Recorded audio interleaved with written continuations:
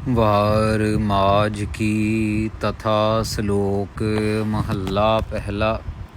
मलक मुरीद तथा चंद्रहड़ा सोहिया की धुनी गावनी। धन धन गुरु अर्जन देव जी महाराज गुरु ग्रंथ साहब महाराज जी की उच्चारण जब कर रहे हैं, संपादना कर रहे हैं, पांचों गुरु महाराज की जो मुखारबिंद से उच्चारण की हुई गुरबाणी, गुरु नानक देव जी महाराज, गुरु अंगद देव जी महाराज, गुरु अमरदास जी महाराज, गुरु रामदास जी महाराज और गुरु अर्जन देव जी महाराज अपनी वाणी को जब अंकित कर रहे हैं, तो साथ संगत जी गुरु हरगोबिंद साहब महाराज जी, जो कि गुरु अर्जन देव जी महाराज जी के साहिबजादे हैं, उनके लिए ये वचन आता है इतिहास में कि गुरु हरगोबिंद साहब महाराज को पूछते हैं, गुरु हरगोबिंद जी गुरु अर्जन देव जी महाराज को पूछते हैं कि महाराज हमारे लिए वाणी की रचना करने का क्या हुक्म है, हमें क्या आज्ञा है। इससे पहले साध संगत जी आपको ये बता दिया जाए, पहले भी जिक्र आया है कि गुरु ग्रंथ साहिब महाराज जी के अंदर 31 राग हैं और 31 राग में से 22 रागों में वार उच्चारण की हुई है। वार क्या है साध संगत जी, ये अब आपको कारण पता लगेगा इसका, ये उत्थान का सुन के कि वार क्या होती है और क्यों उच्चारण की गई। 22 वारें, 22 रागों में 22 वारें उच्चारण की गई। वो क्यों उच्चारण की गई थी, वो इस अभी आपको पता लगेगा कि वार का जो रीज़न बना वो क्या बना। तो गुरु अर्जन देव जी महाराज जब गुरबाणी को एकत्रित कर रहे हैं, बीड़ तैयार कर रहे हैं गुरु ग्रंथ साहब महाराज की जो स्वरूप है, तो गुरु हरगोबिंद साहब जी ने अर्ज करी कि महाराज बाणी रचने के लिए हमें क्या हुक्म है। तो गुरु अर्जन देव जी महाराज ने कहा कि देखो, गुरु अर्जन देव जी महाराज ने पहले भी संगत के सामने वचन किए थे कि भाई जो गुरु साहब जी की, गुरु ग्रंथ साहब जी की बीड़ है, वो मुंदावनी महल्ला पंजवा वहाँ पर जो है वो समाप्त हो रही है, मोहर लगा दी है महाराज ने। मोहर लगाने का मतलब क्या होता है कि मतलब स्टैंप होगा, जैसे लेटर के आखिरी में स्टैंप हो जाता होता है ना, ऐसे ही महाराज ने कहा कि वो स्टैंप हो गई है। अब वो स्टैंप हो गई है मतलब कि उसके आगे और कोई कुछ कर नहीं सकता। तो गुरु हरगोबिंद साहब महाराज ने बहुत ही मतलब सियाणप से ये सवाल जो था ये पूछा।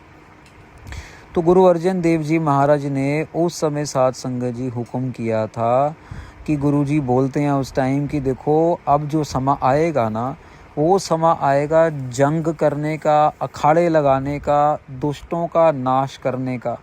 और धर्म संबंधी जो सूरमे हैं, आपने उनकी गाथाएं सुननी है, आपने उनकी धुनों में वारों को जो है वो रखना है। कहने का मतलब कि गुरु हरगोबिंद साहब महाराज ने गुरबाणी उच्चारण नहीं करनी।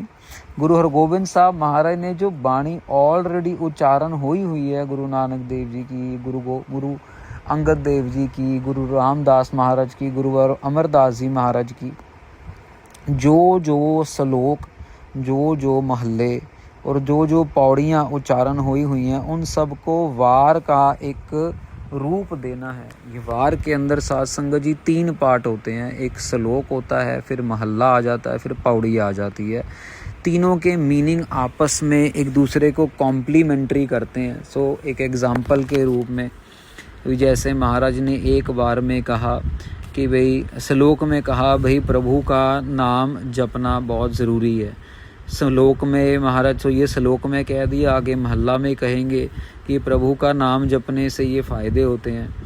और पौड़ी में महाराज उसको कह लो कि ये समझा के बंद कर देंगे। इस वार के इस छक्के को हम कह देते हैं, जैसे आशा की वार के 24 छक्के हैं, 24 पौड़ियाँ कह लीजिए, मतलब 24 पौड़ियाँ जो हैं उनके साथ श्लोक भी हैं, महल्ले भी हैं। ये कॉम्बिनेशन हो जाता है। हो सकता है श्लोक एक गुरु का हो और पौड़ी दूसरे गुरु की हो, महल्ला तीसरे किसी गुरु का हो, मतलब गुरु नानक देव जी से लेके गुरु अमर अर्जन देव जी तक। तो ये कॉम्बिनेशन करके वार तैयार की जाती है साध संगत जी। तो गुरु हरगोबिंद साहब महाराज को हुक्म हुआ कि आपने सूरमियों की योद्धा, जो बड़े बड़े योद्धे हुए हैं पुराने, उनकी वारें, उनकी गाथाएं सुननी है आपने। उनकी कहानियाँ कह लो या उनकी तगड़ी जांबाज जो उन्होंने बड़े बड़े जौहर दिखाए जंग में, वो सुनने हैं। और उस हिसाब से आपने वारों की धुनियाँ, उनको किस धुनी में गाना है, वो आपने, राग तो हो गया माज का। अब राग के अंदर साथ संगत जी कॉम्पोजिशन भी बनती है ना। राग का तो एक सारे गामा पादानी के हिसाब से एक कह लो कि क्या कहते हैं उसको, मेकअप है। पर उस मेकअप के हिसाब से सा को कब यूज़ करना है, पा को कब यूज़ करना है, रा को कब यूज़ करना है, उसमें अंतरा है, मुखड़ा है, ये सब टेक्निकल बातें आ जाती हैं। तो उसकी धुनी कौन सी हो वार की, ये महाराज ने कहा कि आपने पुराने सूरमों की गाथाएं सुन के वो वार को आपने उस धुनी में रखना है। तो ये आज्ञा मानते हुए गुरु हरगोबिंद साहब महाराज ने जो अकाल तख्त बनाया, अकाल तख्त जहाँ पे आज भी गुरु ग्रंथ साहब महाराज जो हैं जहाँ से आते हैं और जहाँ पे रात को जाते हैं, वहाँ पे साध संगत जी गुरु हरगोबिंद साहब महाराज बैठा करते।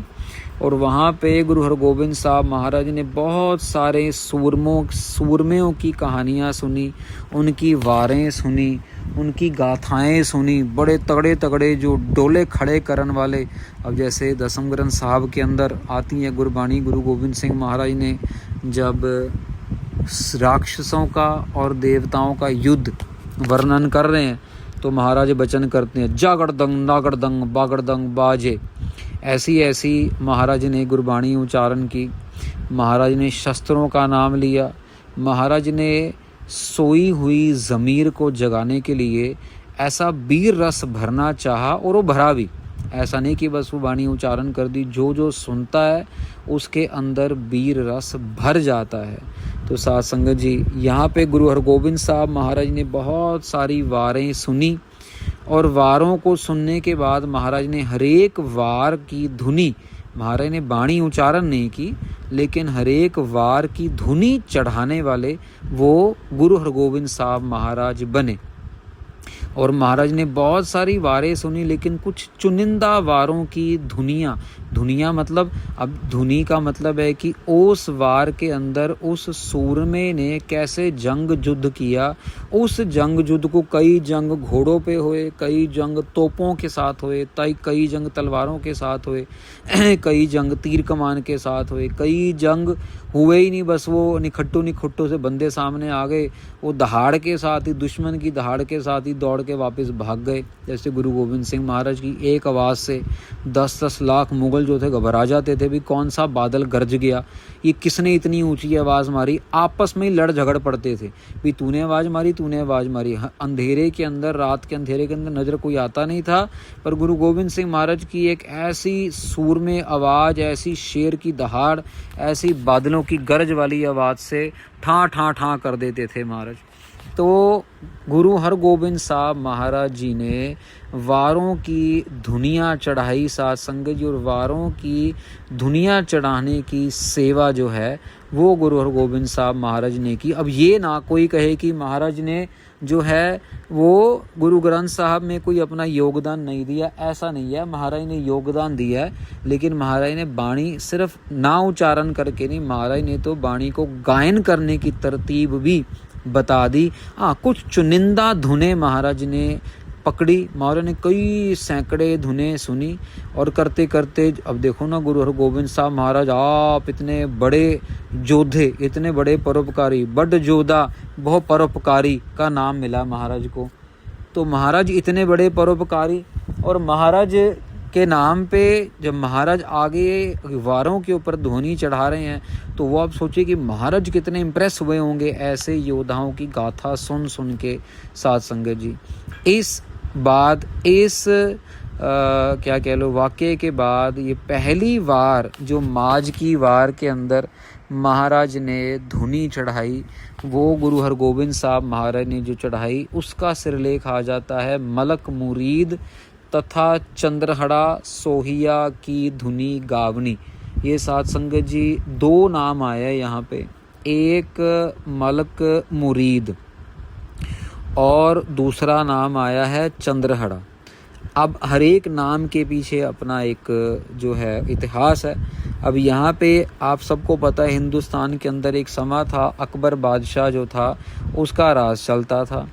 अब उसके राज के अंदर साथ संगत जी उन्होंने एक ऐसा हुक्म किया अकबर ने कि हमें जो भी कोई शोक की बात, कोई गमी की बात सुनाएगा ना, उसको हम सजा देंगे। कहने का मतलब क्या है कि भाई हम कहीं हार रहे हैं या कहीं हमारे ऊपर लड़ाई हो रही है, हमारे किसी पार्ट के ऊपर जो हमारे हुक्म के अंदर आता है, जो हमारे कह लो कि राज में आता है, अगर वहाँ पे कुछ गड़बड़ हो रही है या हमारे राज में किसी ने कोई चोरी चकारी की, हमें जो भी कोई गमी की बात सुनाएगा, हमारे उल्ट जाने वाली बात सुनाएगा, हम उसको सज़ा देंगे। कहने का मतलब ये था कि अगर तुम कोई उलट देख भी रहे हो तो उस उल्टे हुए देख के वहीं पे ख़त्म करके आओ, हमारे तक वो गलत बात पहुंचनी ही नहीं चाहिए। तो साथ संगत जी यहाँ पे अकबर ने तो दे दिया। अब अकबर के उस समय में साथ संगत जी दो सूबे बहुत, दो जो कह लो डिस्ट्रिक्ट कह लो, स्टेट कह लो, बहुत जो थे वो इम्पॉर्टेंट थे। एक सूबे मतलब सूबेदार, तो जो गवर्नर संभालते थे स्टेट को, जैसे आजकल डीसी होता है वो डिस्ट्रिक्ट को संभालता है, आज भी गवर्नर हैं जो गोरे लेके आए थे। तो सूबेदार दो मुख्य थे, एक का नाम था मुरीद जो कि मालक जाति का था, और दूसरे का नाम था चंद्रहड़ा जिसकी जाति थी सोही। आज भी आप सुनते होंगे भी गुरप्रीत सिंह सोही, ऐसे सोही आज भी हैं। और मालक का मलिक करके नाम आजकल प्रचलित है, मलिक सरनेम वाले आज भी हैं। अब क्या हुआ साथ संगत जी, इन दोनों की आपस में ठाठा थी, ये दोनों एक दूसरे को पसंद नहीं करते थे क्योंकि दोनों ही शक्तिशाली थे और दोनों ही अकबर के पसंदीदा थे। तो इसीलिए दोनों के अंदर कोई ना कोई खटपट चलती रहती थी। अब हुआ क्या, अकबर बादशाह के राज बहुत बड़ा था साथ संगत जी। उस समय काबुल की जो सेना थी वो आकी हो गई अकबर के साथ, उसकी दुश्मनी हो गई। अब वहाँ पे क्या हुआ, सरकार का हुक्म हुआ, ये काबुल था तो अकबर के अंडर ही उस टाइम भी, पर उस टाइम की जो लोकल जनता साथ संगत जी कहाँ सुनती है, तो वो इनके आकी हो गई, लड़ाई कर ली। अकबर बादशाह ने वहाँ पे बंदोबस्त किया और बंदोबस्त करने के लिए वहाँ पे भेजा मुरीद को। अब मुरीद को जब भेजा वहाँ पे तो उसने सारा का सारा काम किया। अब साथ संगत जी उन दिनों में कम्युनिकेशन का कोई चैनल तो होता नहीं था, कोई Facebook, Instagram, mobile phone, message, ऐसा तो कोई सिस्टम था नहीं। तो हुआ क्या, मुरीद ने सब कुछ जाके ठंडा कर दिया, वहाँ पे खूब खंडा खड़काया उसने, खूब वहाँ पे मारो मारी की और सब कुछ अपने अंदर कर लिया। पर हुआ क्या कि कुछ टाइम मारपीट कर ली तो भाई मालिक बन गया, वो कुछ टाइम वहाँ पे रहा, थोड़ी लूट पीट की। अब जब वहाँ पे रहा, देर हो गई, तो ये जो चंद्रहड़ा था सोहिया जाति का, इसने अकबर के पास जो थी वो बहुत बड़ी चुगली कर दी। उसको कहा कि महाराज आपका जो इलाका है वो सारा खुद का खुद दबा के बैठ गया वो, और आपको वापस नहीं करने वाला, वो एक एक करके आपके ऊपर ये अटैक करेगा। मुरीद खान के नाम पे चंद्रहड़ा ने जो था अकबर के कच्चे कानों को भर दिया। दोनों के दोनों ये साथ संगत जी राजपूत थे, लड़ाई झगड़ा तो दोनों को ही करना आता था, ऐसा तो था नहीं कि नहीं आता था। दोनों में आपस की बनती भी नहीं थी। फिर अब क्या हुआ, जब वहाँ पे काबुल का ये गड़बड़ हुई, जब मुहिम के अंदर वो जीत भी गया, पर जीतने के बाद उसका अपने ही राजे के साथ जो था एक तरीके से वैर पड़ गया। तो यहाँ पे साथ संगत जी दोनों, फिर अकबर ने इसको भेजा, चंद्रहड़े को भेजा कि तू जा, और क्योंकि लड़ना तो ये चाहता ही था, दोनों में आपस में झगड़ा तो था ही, यही ये चाहता था कि मैं उसको हराऊं और अकबर बादशाह के आंखों में चमक जाऊं। तो इन दोनों की जब लड़ाई हुई ना काबुल में साथ संगत जी, चंद्रहड़ा अपनी फौज लेके आया है और जो मुरीद है मुरीद मलिक खान, वो अपनी फौज लेके पहले से ही वहाँ पे बैठा है। इन दोनों की जब लड़ाई हुई, बड़ी ज़बरदस्त लड़ाई हुई, बड़ा ज़बरदस्त जंग हुआ साथ संगत जी, और दोनों के दोनों ही आपस में जंग करते करते मारे गए। इस जंग की वार लिखी गई, ढाडी वार लिखी गई, ताकि सूरमों को सूरमियों को जोश आ सके, मरे हुए को जोश आ सके। ये वार जब लिखी गई बहुत प्रचलित हुई साध संगत जी। पुराने समय में ये सूरमों की वार के साथ गाई जाती थी। जब नगाड़े बजते थे तब ये गाई जाती थी। इस वार को जब महाराज ने सुना तो महाराज ने ये नाम दिया। कौन सा नाम दिया? वार माझ की तथा श्लोक महल्ला पहला। ये तो माझ की वार का नाम हो गया। अब आगे महाराज कहते हैं मुरीद तथा चंद्रढ़ा सोहिया की धुनी गावणी। तो यहाँ पे महाराज ने दोनों का नाम दिया भी, मलक मुरीद मतलब उसका नाम मुरीद है, मलक उसका सरनेम है, तथा चंद्रढ़ा सोहिया, चंद्रढ़ा नाम है, सोहिया जाति है, की धुनी गावनी। इनकी जो जंग हुई थी उस धुनी के ऊपर ये वार का गायन करना है। तो साध संगत जी ये इतिहास है सारा। देखो बारीक बारीक में जाते हैं तो बहुत प्यार उमड़ता है गुरु ग्रंथ साहब महाराज जी के साथ। कितनी बारीकी में जाके, कितना डीप जाके गुरु महाराज हमारे लिए कितनी कृपा भरी गुरबानी लेके आए। मतलब अगर वार भी गानी है तो ऐसे बड़े बड़े सूरमों के नाम पे महाराज ने ध्वनि लिखी ताकि हमारा अंदर झिंझुड़ जाए, हमारे अंदर का सोया होया जो मानव है वो जाग जाए। चलो आज अब जंग में जाने की तो जरूरत नहीं है, पर जो अपने अंदर जंग लगी हुई है, खालसा सोए करे नित जंग, गुरु गोविंद सिंह महाराज का वचन, वो खालसा है जो रोज जंग करता है। जंग अपने आप से, जंग अपने काम क्रोध लोभ मोह अहंकार से, जंग अपनी निंदिया से, जंग अपनी चुगली करने से, जंग अपने आलस से अमृत वेले उठना है, जंग अपने बेकार के कामों को ठप करने से कि ऐसी गप्पा मारी जानी, बातें करनी जानी, ये कैसे वो कैसे, ये खाया वो खाया, ये पहना वो पहना। नहीं, जंग करते करते जंग को जीत लेना। सतनाम वाहिगुरु, सतनाम वाहिगुरु, सतनाम वाहिगुरु, सतनाम वाहिगुरु करते हुए ये जंग को जीतना है। तो यहाँ पे ये गुरबाणी का साध संगत जी तात्पर्य बनता है। फिर महाराज कभी चाहें, कभी सेवा करवाना चाहें, असली जंग में भेजना चाहें। अब आर्मी के लोग जाते ही हैं, एयरफोर्स के लोग जाते ही हैं, तो असली जंग में भेजना चाहें तो वो भी महाराज की खुशी है। फिर सिख जो है वो हमेशा तैयार बर तैयार है। तो यहाँ पे साध संगत जी ये थोड़ी सी उठान का जो प्यार से महाराज ने समझाई वो आप तक सब तक पहुँचाई है। तो अब माझ की वार ये आरंभ होगी अगले भाग में। गुरु महाराज की कृपा से काफ़ी लंबी वार है ये।